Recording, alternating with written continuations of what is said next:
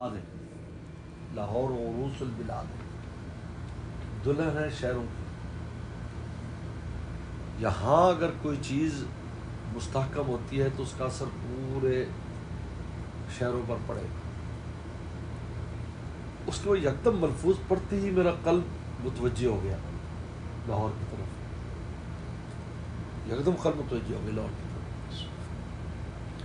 اور کہ بھئی یہاں اگر کام آپ کا چلتا ہے, لوگوں میں بات پھیلتی, اس کا مطلب اس کا اثر سمجھو پورے پنجاب کے شہروں پر. یہاں بیٹھ جاؤ کرسی, امید تو ہے برداشت کر لے گا.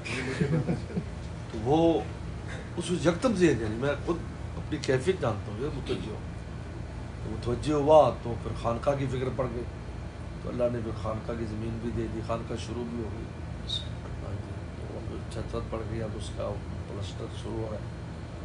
تو اور پھر آنا جانا شروع ہو گیا. پھر جامع شرفیہ میں حضرت روین صاحب نے کہا کہ نہیں بس ہر 3 مہینے بعد آیا کرو, ہمارے یہاں بیان دیا کرو, طلبہ کو بہت فائدہ ہوتا ہے.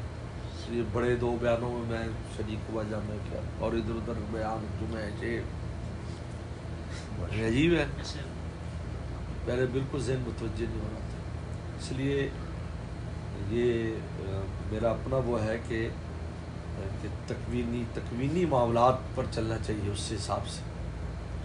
اس لیے ہمارے حضرت شیخ فرماتے تھے کہ کبھی بھی تکلفاً کوئی کام نہ کرو, بلکہ جب تقاضا قلبی ہو تو کرو. تکلف نہ کرو یار فلاں شہر میں ہمارا کوئی وہاں جا کر کوئی حلقہ بنائے, ہوا ایسی کوئی فکر نہیں کرو. حال قلبی تقاضا ہو کہ وہاں جاؤ, پھر جاؤ, راستے کھل گئے.